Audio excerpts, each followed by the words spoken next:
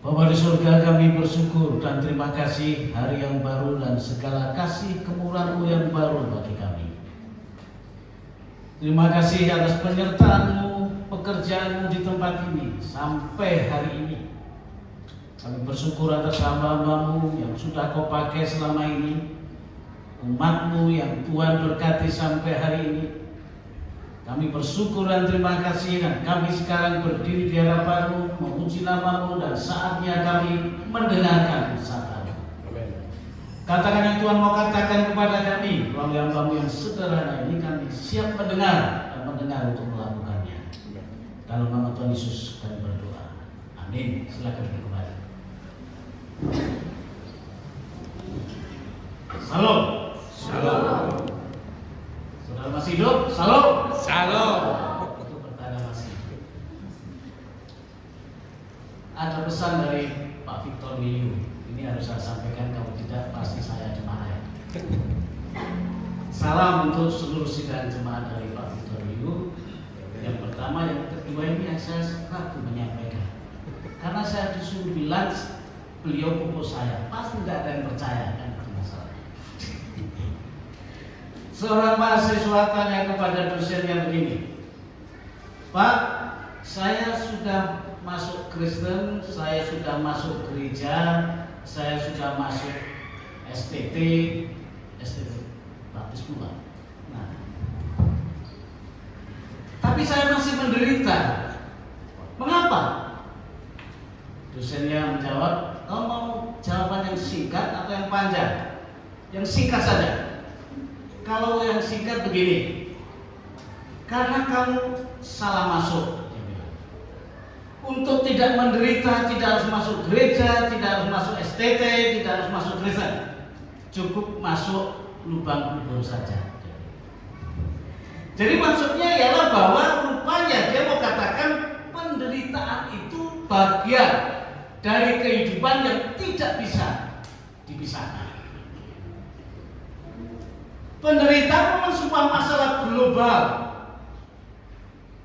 menimpa siapa saja, di mana saja, apapun agamanya, apapun sukunya, apapun profesinya, akan tidak bisa lari sembunyi dari apa yang namanya penderitaan. Tapi yang lebih menyedihkan ialah bahwa penderitaan itu global, tidak ada orang yang kalis dari penderitaan. Tapi penderitaan yang global itu, yang menimpa siapa saja, kapan saja, di mana saja itu, ternyata penderitaan itu sia-sia tanpa makna. Tadi di atas saya ditanya, sebelum di Jakarta di mana Pak Karti? Oh, saya di Aceh 11 tahun. Jadi 4 hari setelah gempa itu kami sudah berangkat, lalu ditahan di Medan dulu, baru hari berikutnya sampai ke Aceh. Ditanya apa kesannya? Penderitaannya luar biasa. Ada yang kehilangan keluarga, kehilangan harta, kehilangan nyawa. Kalau yang kehilangan nyawa itu sudah jelas. Tapi saya ditanya, ya, waktu dari bandara berjalan sampai ke kotanya itu, Banda Aceh itu, sepanjang jalan mendengar orang nangis yang tertimpa di situ. Kami tidak bisa buat apa-apa. Ada yang nyangkut di atas dan saya lihat kakinya tinggal satu dan teriak-teriak minta tolong. Kami tidak bisa buat apa-apa karena itu baru awal saja. Siapa yang menderita itu? Ada yang Kristen, ada yang Katolik, ada yang Hindu, ada yang Buddha, ada yang Muslim. Apa profesinya? Ada yang nelayan, ada yang petani, ada yang tentara, ada yang polisi, ada yang PNS. Jadi penderitaan itu menimpa siapa saja, di mana saja, apapun profesinya, apapun agamanya, tidak bisa lari. Mungkin itu cerita terlalu jauh karena sudah 24 tahun yang lalu. Ya, COVID-19 saja yang paling dekat. Itu COVID-19 itu sore sakit, pagi mati, pagi sakit, sore mati. Saya kena 4 kali. Saya tahu cerita itu.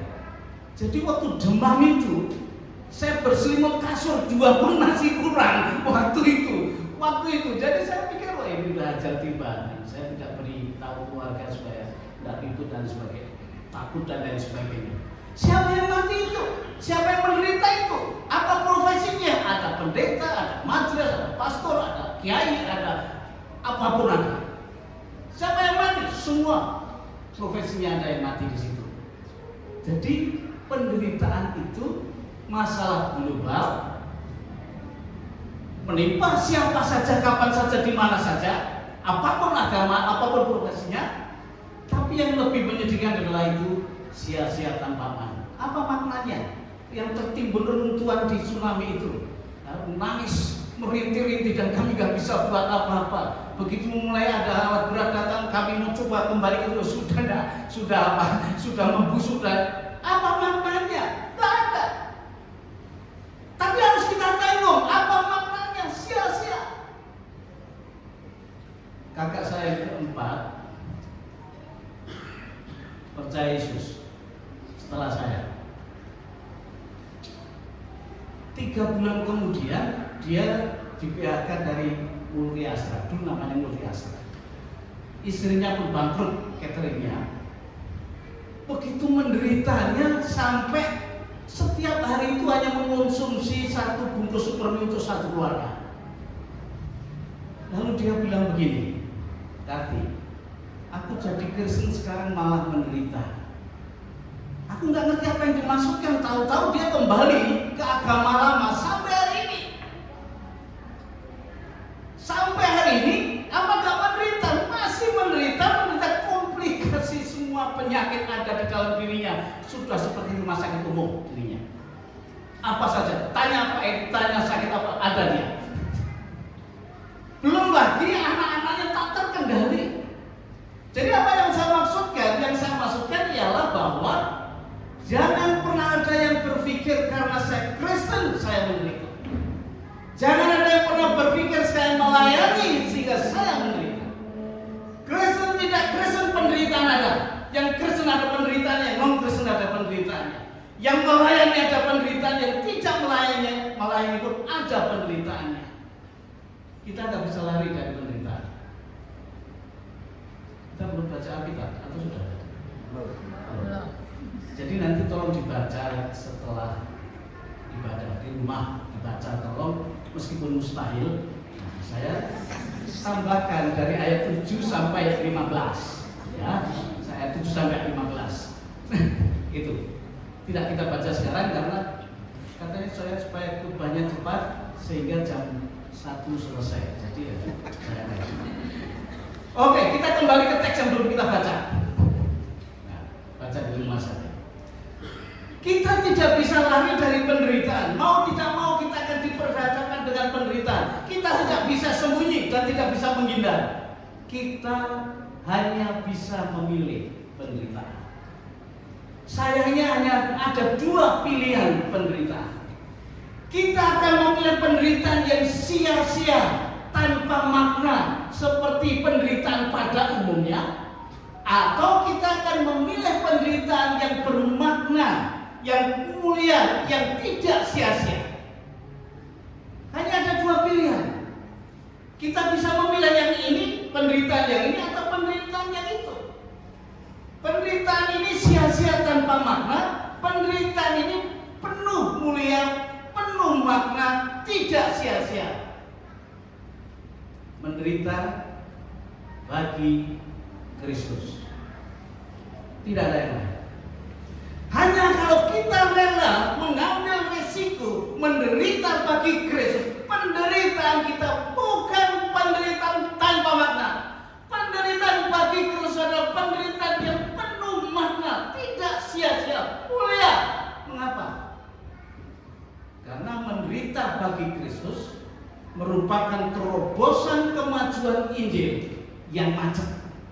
Injil macet, saya mau beritahu. Injil macet, perlu terobosan. Dan terobosan itu siapa? Bukan metode. Orang sibuk cari metode, orang sibuk cari dana, orang sibuk cari lokasi. Itu bukan terobosan Injil yang macet dan mandat. Terobosan Injil adalah Anda dan saya.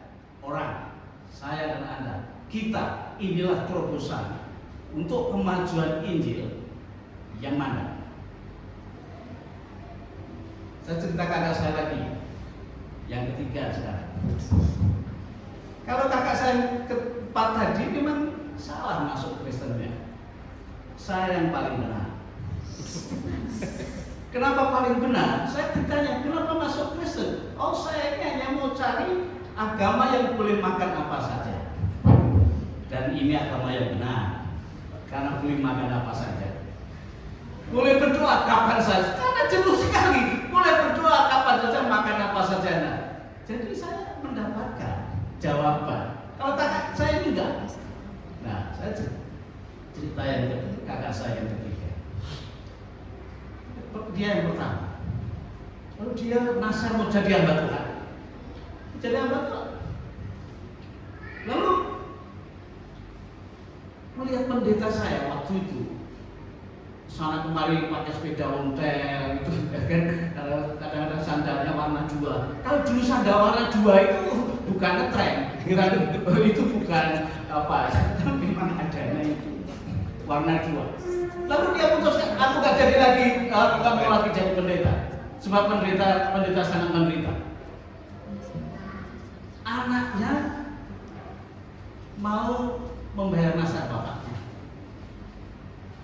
Lalu dia dibawa mengunjungi saya di Purwokerto sebagai perintis gereja ke kos saya waktu merintis gereja itu ini loh, ada sate Madura, ada bakso Tegal, kakak masuk kamar kos saya ambil baju di kerdus itu, lalu nyamuknya terbang semua. Kakak saya bilang, nak, kamu jangan jadi pendeta. Lihat om itu, kalau udah kau jangan jadi pendeta.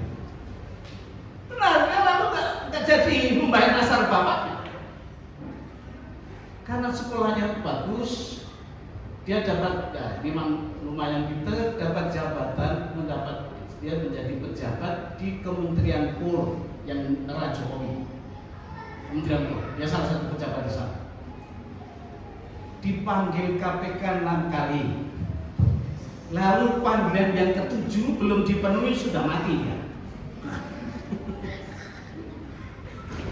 Istrinya bersaksi semua asetnya sekarang disita negara katanya.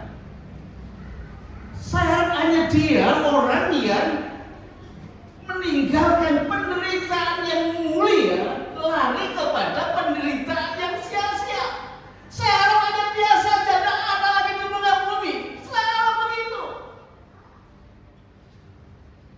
Jangan ada lagi orang yang takut menderita penderitaan yang mulia, yang bermakna. Itu justru lari ke penderitaan yang sia-sia, yang tak bermakna. Jangan ada lagi itu.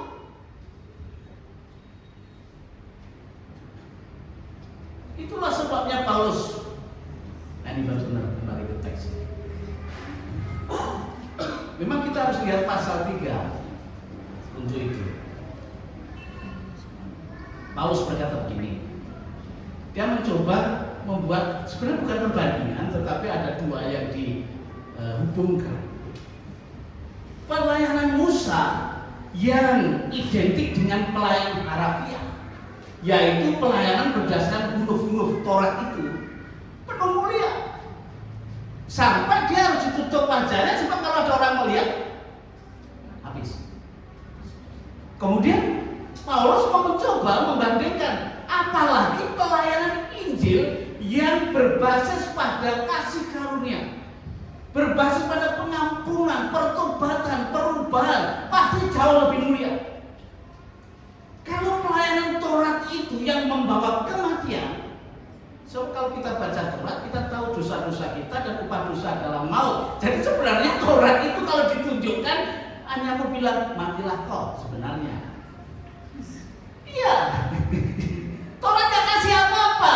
Taurat hanya kasih tali untuk menggantung diri saja. Sebab kalau sudah semakin mengejar Taurat, semakin berdosa dan upah dosa adalah maut. Tapi pelayanan Injil beda. Paulus berkata ini jauh lebih mulia, membawa perubahan, membawa pertobatan, pengampunan, hidup kekal dan lain sebagainya. Maka Paulus berkata dalam ayat 1 pasal 4 itu, saya terima anugerah pelayanan ini. Pelayanan ini anugerah sebab ini sangat mulia. Injil sangat mulia. Maka saya menerima, mengambil risiko menderita untuk Injil. sayangnya dalam bagian seterusnya Paulus bilang begini, Injil macet, kalau istilah saya, Injil mandet dari zaman Paulus sampai hari ini. Injil macet dari zaman Paulus sampai hari ini. Menurut penelitian, David Wilson pernah membuat penelitian, Injil macet dari tahun 518 sampai pagi ini masih macet. Injil tidak bergerak. Injil jalan di tempat. Injil stagnan. Injil tidak maju sama sekali. Injil macet. Kenapa macet? Ada dua. Orang-orang yang pemerlu sebenarnya, pembutuh sebenarnya. Injil telah dibutakan dengan ilah-ilah zaman sekarang. Nah, ilah-ilah zaman sekarangnya Paulus dengan zaman sekarangnya sekarang sebenarnya esensinya sama. Hal yang dijadikan segala-galanya itulah ilah. Jadi orang-orang sudah tidak tembus Injil. Orang-orang tidak bisa diterobos Injil. Injil betul-betul stagnan, tidak bisa menembus sama sekali. Masih ditambah lebih parah, Injil itu kenapa tidak bergerak dan tidak maju sampai hari ini? Dari pihak internal kita, Injil itu dikatakan dalam ayat 7. Tolong dibukakan ayat 7 supaya saya tidak dikira penganuan. Penganuan itu bahasa Jawa. Jadi Injil itu yang terang Injil, kemuliaan Injil yang membawa keselamatan, membawa hidup kekal, membawa pengampunan, membawa anugerah, itu ternyata kita kemas dalam bejana. Itu masalahnya. Jadi ketika Injil ditawarkan dalam kemasan bejana. Ketika Injil diberitakan dalam kemasan bejana, sehingga terang Injil tidak nampak, kemuliaan Injil tidak nampak. Yang nampak adalah bejana kita itu, sehingga orang tidak mengerti, tidak melihat itu Injil, terang Injil nggak lihat. Bejana itu apa? Ini masalahnya. Bejana adalah diri kita. Keduniawian kita membungkus Injil itu. Sifat-sifat buruk kita membungkus Injil itu. Tabiat-tabiat buruk kita membungkus Injil itu. Sehingga begitu kita sampaikan dengan bungkusan bejana kita, yang nampak oleh mereka kemunafikan kita, kepalsuan kita, dan itu yang membuat Injil macet dan tidak bergerak sama sekali. Orang sibuk buat pelatihan, metode apa saja diadopsi, sibuk gerakan mencari dana. Injil tidak bergerak sebab terobosannya bukan metode. Terobosannya adalah orang yang rela mengambil risiko menderita bagi Injil. Bejana ini harus diruntuhkan supaya Injil itu nampak dalam kehidupan kita. Jadi istilahnya kita mengambil risiko menderita dilucuti bagi gravitasi Injil. Ini seperti mudah. Waktu saya di Aceh, tim saya, kalau pagi itu jalan-jalan suami istri, baik suaminya maupun istrinya pakai celana pendek lalu pakai kaos kayak belum jadi itu kaosnya di Aceh itu, sambil menuntun anjing setiap pagi. Lalu saya tegur, bagaimana kamu bisa bicara Injil kepada orang di sini kalau kamu seperti itu? Jawabnya, dosa saya apa Pak? Memang nggak ada aturan itu, jadi nggak tahu dosanya apa. Tapi ini bejana ini membuat Injil tersembunyi, membuat Injil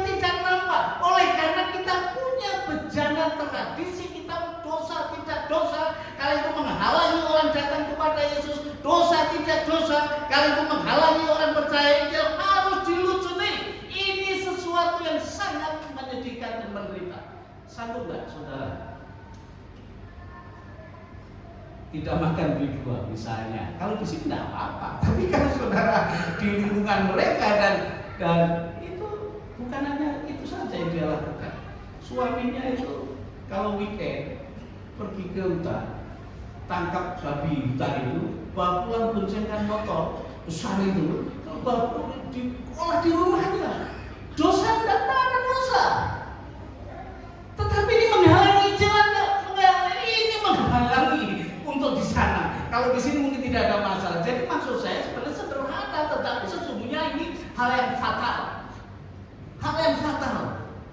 Ini terobosan kita bukan metode. Anak ini sudah belajar banyak metode, tapi dia pikir terobosannya adalah metode. Terobosannya adalah diri kita sendiri. Nah, untuk membongkar bejana itu ayat 89 katakan di penderitaan. Albert Einstein berkata, perubahan itu hanya melalui dua hal. Satu, hati yang terluka. Dua, pikiran yang diubah. Hati yang terluka itu membuat kita berubah, dan itulah sebabnya Allah menggunakan penderitaan untuk memproses kita. Allah menggunakan penderitaan untuk mengolah kita. Jadi penderitaan kita tanggung itu kadang-kadang Allah sedang investasi kepada kita supaya kita melayani Tuhan lebih berkapasitas dan lebih berkualitas. Karena Allah memang pakai penderitaan itu untuk investasi. Tadi juga ditanya oleh Pak Pendeta. Pak Pendeta teman sejak dulu. Cuma lama lupa. Dan dia tahu saya sudah percaya. Bapak anaknya berapa? 3 sebenarnya. 1 cowok, cewek. Tapi yang nomor 2 dipanggil Tuhan 2010. Saya depresi 7 tahun. Betul. Kalau ada senior saya telepon saya, tadi anakmu meninggal, iya. Jadi sisa berapa anakmu? Mulai nggak enak sebenarnya saya dengar pertanyaan itu. Sisa 2, Pak. Oh ya, nggak apa-apa, kau masih muda, bisa punya anak lagi. Dalam hati saya berkata, ini senior belum pernah ditinggal mati, pasti belum pernah ditinggal mati. Saya doakan ada yang mati. Tidak dijawab doanya untuk itu. Saya depresi 7 tahun. Saya tidak tahu siapa yang memberitahu ada teman misi di Cina. Nah, misi teman di Cina itu memberitahu temannya bahwa saya depresi lama karena anaknya meninggal. Lalu misi di Cina itu menulis tulis tangan Latin, bukan tak tulisan cendela itu, bukan Latin. Begini ceritanya. Tapi saya dengar dari ini, dan kau keadaannya begini, kau belum kiamat ya. Lalu dia cerita panjang di tulisannya. Waktu pagi itu saya memandikan anakku kembar yang masih bayi di bak dengan keran yang menyala. Suami saya sedang kunjungan ke seberang jalan karena memang kami misi. Saya berpikir suami saya supaya pulang membantu saya sibuk di rumah. Saya suruh anakku yang pertama menyusul suamiku memanggil papanya. Ketika anakku yang pertama memanggil papanya belum sampai, rupanya saya dengar teriakan anak saya. Saya pikir kecelakaan dan saya taruh saja kedua anak bayi itu ke bak dan saya lari keluar, dan betul anak saya pertama pecah kepalanya. Saya urus dan saya bawa ke pinggir. Saya sadar bahwa saya meninggal bayi di bak itu 2. Saya lari masuk lagi, lihat di bak anak saya yang kedua itu sudah mengapung, mati bayi itu. Kemudian sibuk sekali dan aku sudah gaduh, gundah, pokoknya apa saja itu. Anak yang kedua tidak ada yang urus, sedang belajar berjalan, dia mau turun tangga dari lantai 2 ke 1, jatuh, mati. Dalam waktu yang satu hari, jam-jam yang tidak jauh, saya kehilangan pandangan. Bangkit saya belum apa-apa.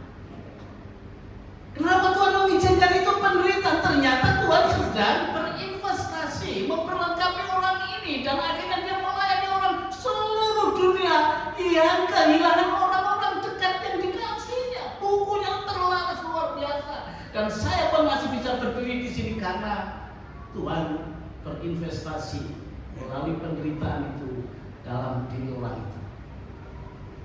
Jangan habis waktu untuk mengeluh.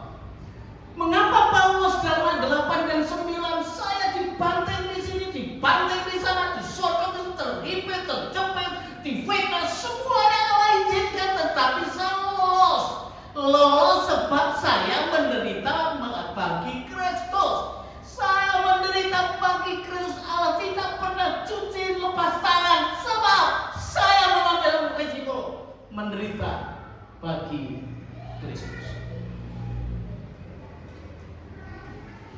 Saudara yang dikasih Tuhan, mengapa Injil ini maju? Ya kan? Nah,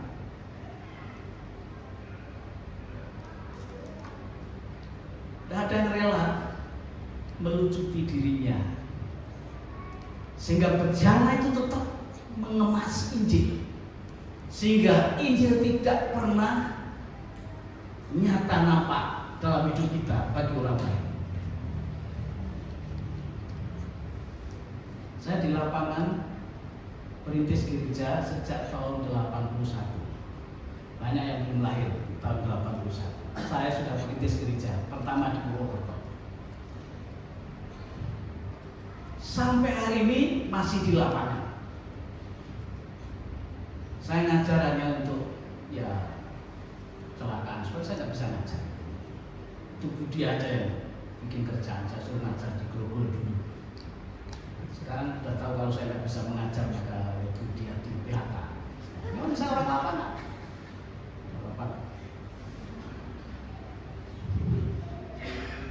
Di lapangan itu kadang-kadang orang hanya fokus pada metode.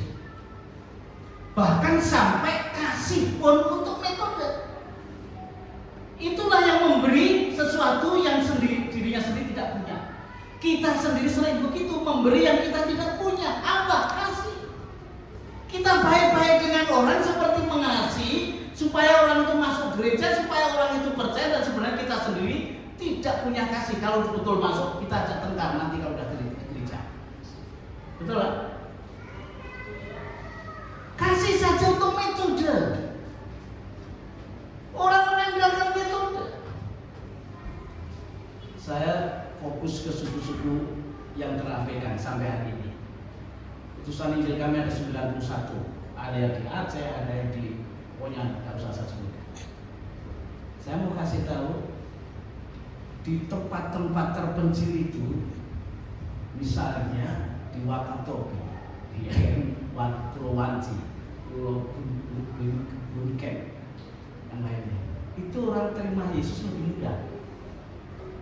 Orang percaya memang susah di sana, susah. Tetapi yang menghibur adalah orang di sana itu lebih mudah terima Yesus daripada di Jakarta, di Medan, di Jogja, di mana. Setelah kami buat penelitian, ternyata ini masalahnya. Karena mereka belum pernah lihat orang Kristen, kehidupan orang Kristen. Di kota-kota seluruh orang sudah melihat kehidupan orang Kristen, sehingga Injil itu terbungkus bejana itu yang mereka tidak mau terima. Di sana lebih mudah menerima sebab belum pernah lihat cara hidup orang Kristen, belum pernah. Di daerah kantong-kantong Kristen paling susah Injil diberitakan, macet. Sebab apa? Sebab bejananya sangat kuat. Bapak Ibu yang dikasih Tuhan, Injil itu tidak memerlukan orang yang semakin Kristen.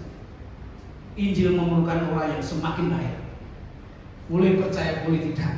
Terobosan Injil harusnya menjadi Kristen, menjadi semakin baik, semakin Kristen, bukan semakin Kristen, tapi tidak semakin baik. Ini menjadi batu sandungan, itulah bejana yang harus dihancurkan. Kalau Anda mau melihat Injil laju, tidak macet dan bergerak, ini terobosannya adalah kita. Injil macet karena juga perlu orang yang rela mengambil risiko menderita bagi Kristus sebagai delivery, pengantar. Itu ada dalam ayat 10 sampai 15. Tapi saya ajak membaca yang lain, itu inti kesimpulannya dari semuanya itu Kolose pasal 1 ayat 24. Bisa ditolong, Kolose pasal 1 ayat 24.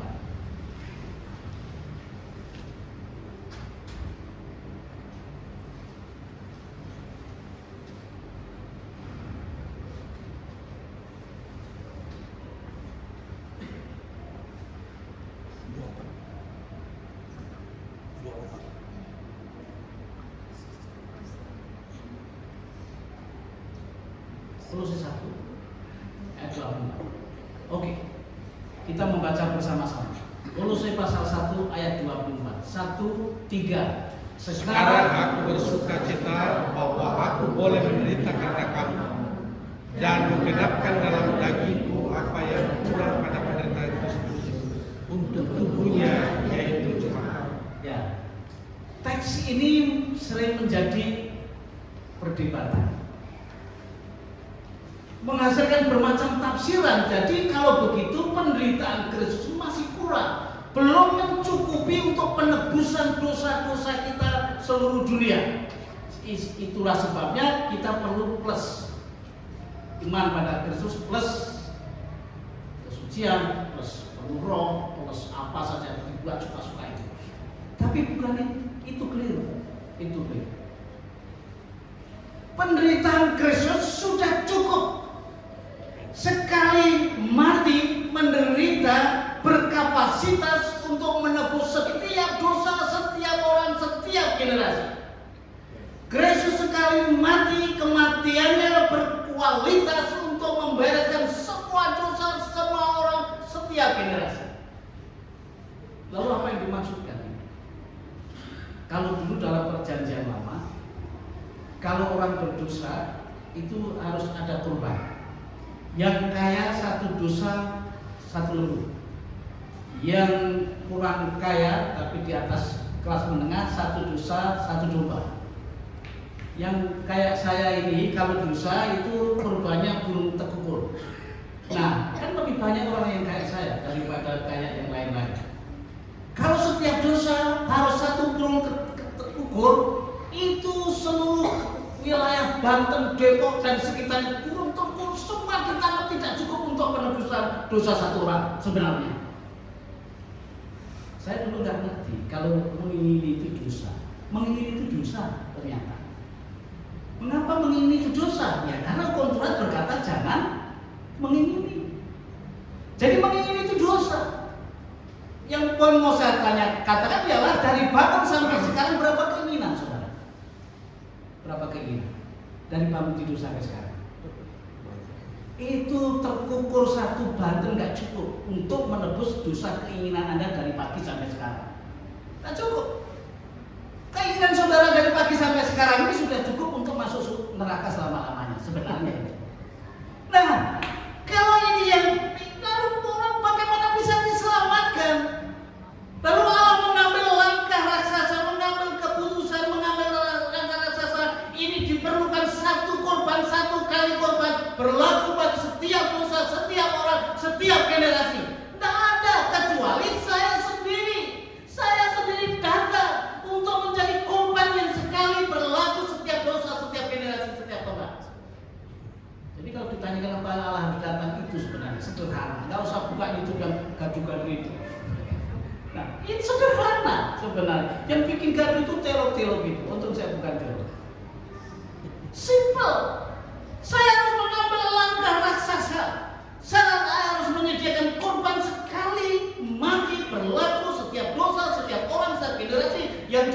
hari ini. Aku harus menjelma menjadi manusia, mati di kayu salib. Selesai. Jadi bukan gak cukup. Ini bukan gak cukup. Kematian Yesus sudah cukup sekali untuk selamanya. Apa yang kurang dari penderitaan Kristus kalau begitu?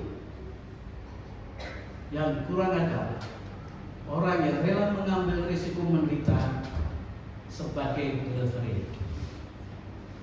Kematian Kristus sudah tersedia untuk pengampunan dosa setiap orang. Tetapi ini harus dibawa. Pengampunan dosa, kematian Kristus itu harus dibawa, diantar kepada orang-orang yang akan binasa itu. Dan inilah delivery-nya. Dan ini tidak ada. Ini beresiko tinggi. Ini menuntut penderitaan, menuntut dana, menuntut banyak hal. Sehingga Injil macet sebab tidak ada yang banyak berani mengambil resiko menderita sebagai delivery. Kembali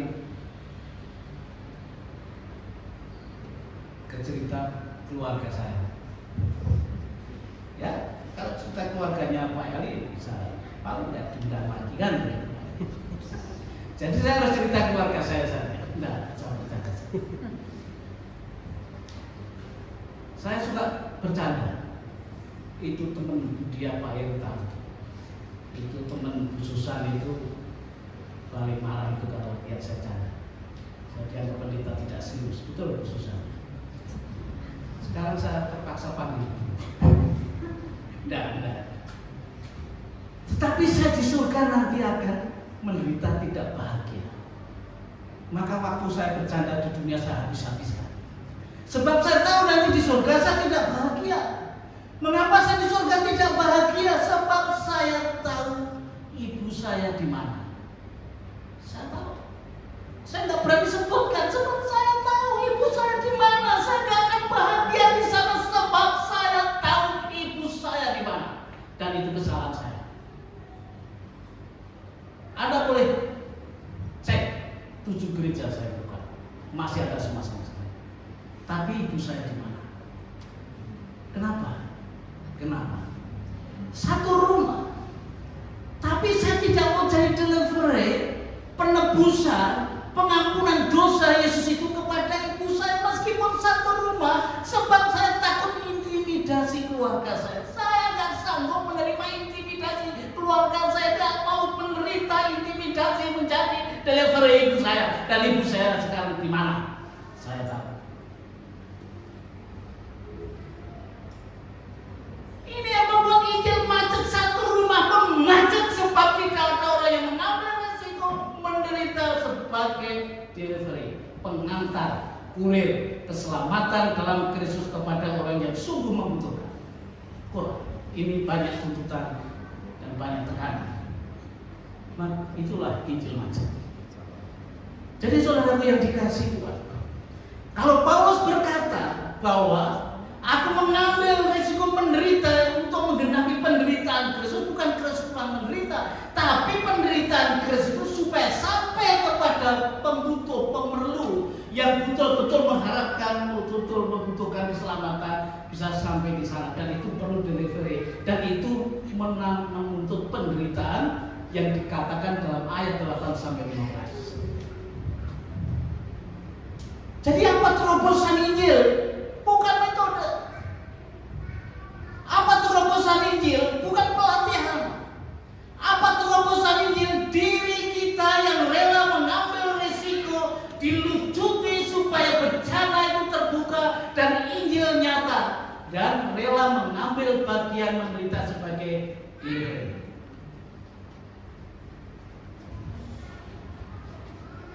Kembali cerita aja ya, supaya nggak teriak-teriak terus.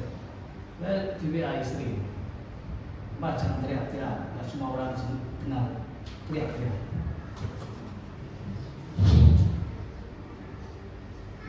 Itulah dia mengapa saya tidak pernah ajak istri saya.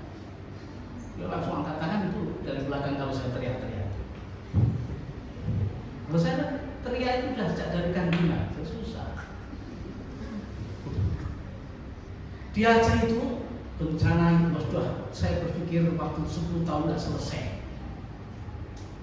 Di pengungsian yang selamat-selamat itu minum juga nggak bisa, mandi, cuci, kapus semua nggak bisa. Tidak ada infrastruktur air, tidak ada instalasi air. NGO dari Australia membuat terobosan di mana air laut itu dirubah menjadi air saji, pokoknya yang bisa dipakai minum dan sebagainya. Tumpah ruah itu, tumpah ruah karena laut tanah kering, ya kan tumpah ruah air itu. Tapi orang-orang yang di pengungsian tetap kekeringan, kehausan, tidak bisa mandi, tidak bisa kakus, cuci semua. Kenapa? Nggak ada yang mengambil risiko menjadi pengantar dari produk tepi laut itu sampai kepada mereka yang di bukit-bukit itu. Banyak tantangan. Tidak ada infrastruktur, susah sekali. Anda bawa satu ember 100 meter tinggal satu gayung, tumpah-tumpah. Belum juga ada GAM itu Gerakan Aceh Merdeka. Belum ada. Nggak ada, bukan tidak ada. Sangat sedikit orang yang rela menjadi delivery air itu dari sana ke sana. Itulah sebabnya tidak mati kena tsunami pun mati kekeringan, kehausan. Tidak ada yang jadi delivery. Kematian Kristus cukup, benar-benar cukup kematian Kristus itu. Tapi kenapa banyak orang yang antri mati, antri masuk neraka, antri mati, antri masuk neraka? Sebab sedikit sekali orang-orang Kristen yang mau menjadi delivery supaya penebusan sampai kepada mereka. Mohon maaf lahir batin, gereja pun sibuk ke dalam, habis-habisan, rela habis-habisan hanya untuk acara 2 jam seperti ini. Mati biar mati, yang binasa biar binasa. Tidak rela menjadi delivery, pengantar. Saudaraku yang dikasihi, James Elliot itu seorang misi di Ekuador. Dia mati ditembak oleh separatis waktu itu, masih muda. Meninggalkan secara kertas di buku hariannya begini: tidak bodoh orang yang rela melepaskan yang memang akan terlepas demi yang tidak akan pernah terlepas. Tidak bodoh kalau ada orang yang rela kehilangan sesuatu yang memang akan hilang demi yang tidak akan pernah hilang. Gak bodoh kita kehilangan sesuatu demi orang-orang itu yang tidak akan hilang akhirnya. Gereja kita sering senang dikenang barang-barang. Itu bangunan saya, itu ini, itu. Jadilah gereja orang Kristen yang senang dikenang orang-orang. Di mana Anda akan ketemu di sana? Karena Anda yang membawa masuk ke surga. Dan Anda akan bahagia di sana. Sebab Anda betul-betul memasukkan orang ke surga. Saya punya hobi yang kalau saya sebutkan Anda paling tidak percaya. Jadi saya ragu mau saya sebutkan sejak tadi, tapi sebutkan. Akhirnya saya sebutkan. Saya punya hobi itu bola basket.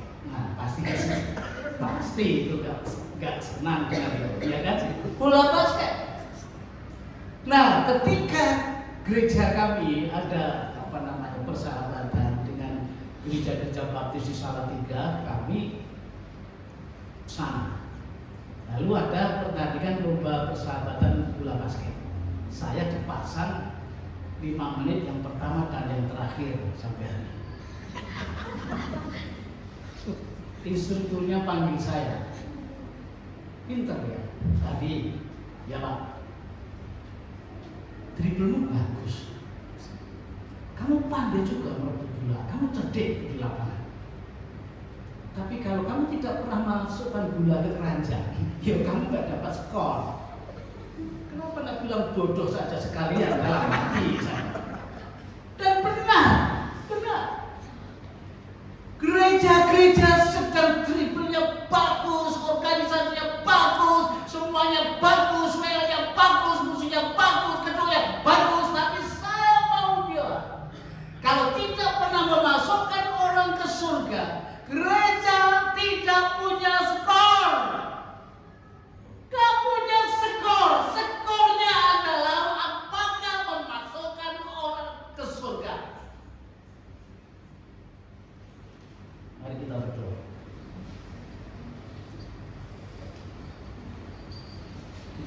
pujian Tuhan inilah hidup.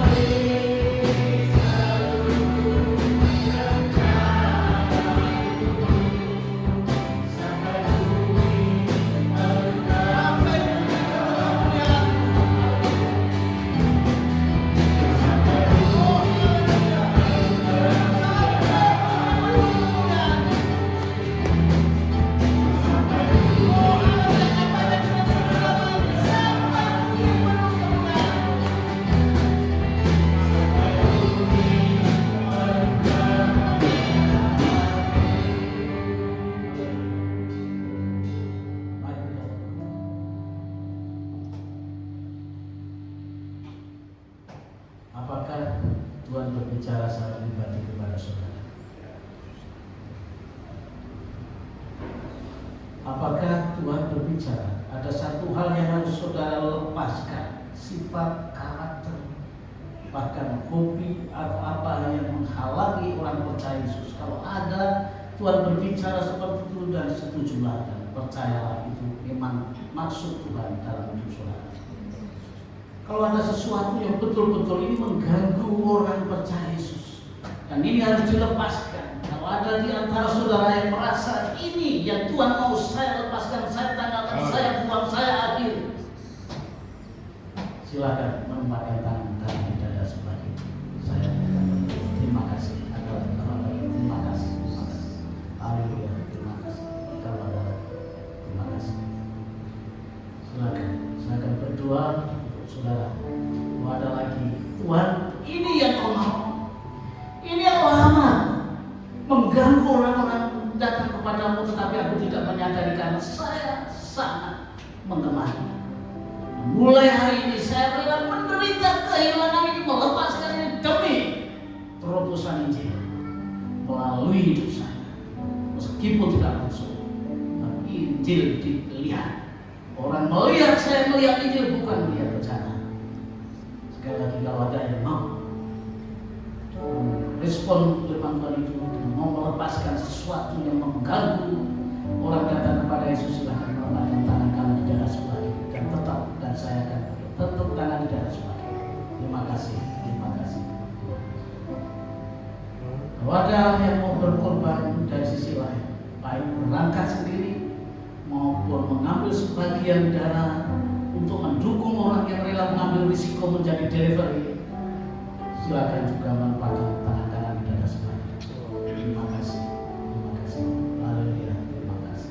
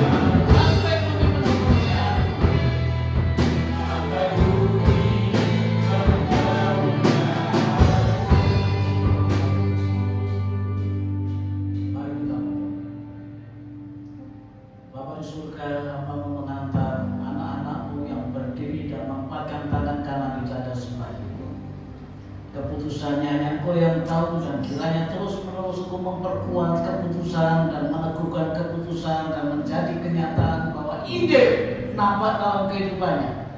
Ketika Injil diberitakan, siapapun yang memberitakan tidak nampak bencana, tapi menampak terang Injil menjadi terobosan. Kami berdoa untuk yang terpanggil menyisihkan waktu untuk pergi sendiri, terpanggil menyisihkan berkat untuk orang-orang yang menjadi delivery. Kami mohon berkat pertolongan secara khusus untuk memperkuat panggilan itu dan keputusan itu. Kami berdoa untuk seluruh sidang jemaatmu yang sakit sembuhkan, yang susah hiburkan, yang lemah kuatkan, yang kekurangan cukupkan, dan kami berdoa terjadi pembaharuan untuk menjadi terobosan kemajuan Injil di bagiannya masing-masing. Dalam nama Tuhan Yesus kami berdoa. Amin. Silakan duduk kembali. Terima kasih.